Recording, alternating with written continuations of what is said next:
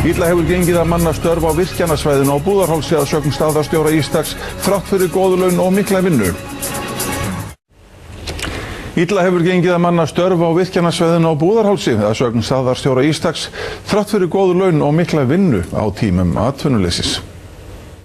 Verktakinn Ístak er komin með 175 manns í vinnu á svæðinu. Er þetta fólk að mörgu þjóðinni? Nei, þetta er langmest Íslendinga. Við höfum einhverja Pólverja sem eru raunverulega íslenskir, búa á Íslandi. Á tímum atvinnuleysis mætti ætla að slegist störfin á Búðarhálsi. Samt er ekkert alveg einfalt að fá menn. Nú, hvernig stendur á því? Já, ég veit það eiginlega ekki.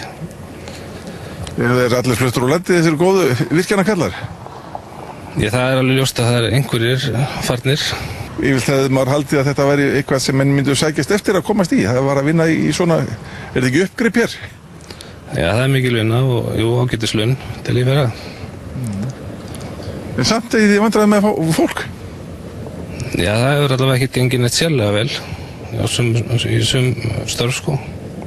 Hvernig störf eru það þá? Til dæmis bara í mötuneyti. Það tekur 100 mínútur að akkur Reykjavík á malbygguðum vegi í alla leið. Hvernig er að vinna á svona stað, svona fjarri mannabyggðum eins og má segja? Það verður leiðigjarnt með tímanum en við reynum að lífga upp á tilvöruna með ýmsum hætti. Það er golfvöllur til dæmis niður í Búrfelli sem við fáum afnot af og ég held að það sé ágætt að taka sprett hérna upp í fjalli líka til að hressa upp á líkamann. Þarna segjast þeir njóta náttúrufegurðar. En við erum alveg snortnir að þessu landslægi hérna.